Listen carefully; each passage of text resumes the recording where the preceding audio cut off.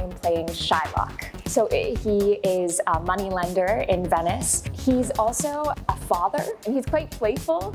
He also has a lot of traumatic events happen to him, and under that pressure, we see some very human responses. There's a really sort of huge character arc throughout the play with Shylock. So I play Jessica in the show, who's the daughter of Shylock, and she's a really interesting character because she's kind of straddled between two worlds. She's been raised as a Hasidic Jew, and she falls in love with Lorenzo, who is a Christian man. And so throughout the show, she's trying to deal with how she can escape what she's been brought up with, but how she can also hold on to parts of herself that she's used to. Lancelot is the clown of the show. He's Shylock's servant, and his main function in the story is to set up the relationship between Jessica and Lorenzo, and to provide a little bit of comic relief. He comes on stage and everyone, I think, is going to be like, who is this and why is he dressed like LL Cool J?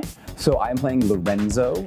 He is a Christian merchant in the city of Venice, and he is in love with Shylock, a Jewish moneylender's daughter. So obviously there is some cultural tension there in that love story. So I play Antonio. So he's a very powerful merchant in Venice, and he enters into a very troubling deal with Shylock in order to obtain a loan to provide for his friend Bassanio. If he defaults on the loan, he has to give up a pound of his flesh.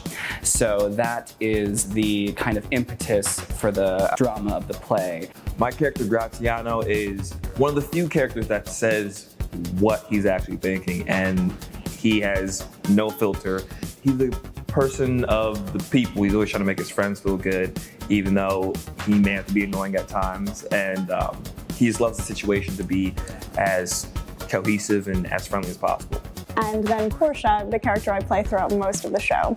She's wealthy, she is Christian, she's extremely smart, and yet she still harbors this like small bit of otherness in the sense that she's a woman and she's not completely in control of her own destiny. Nerissa is Portia's like first maid lady. They've kind of become like sisters because they've been together for so long. She just gets to be there for all of the craziness that kind of happens in Portia's life. Bassanio is, he's, I would say, the most frivolous. He definitely lives in excess of his own means, and that gets into a lot of trouble. I think Bassanio realizes that he's the reason Antonio is, at risk of his life. He's the reason Shylock then kind of has tables turned on him, and I think he's recognizing it in the moment that without his need to be frivolous and spend and need that loan, none of this would have happened.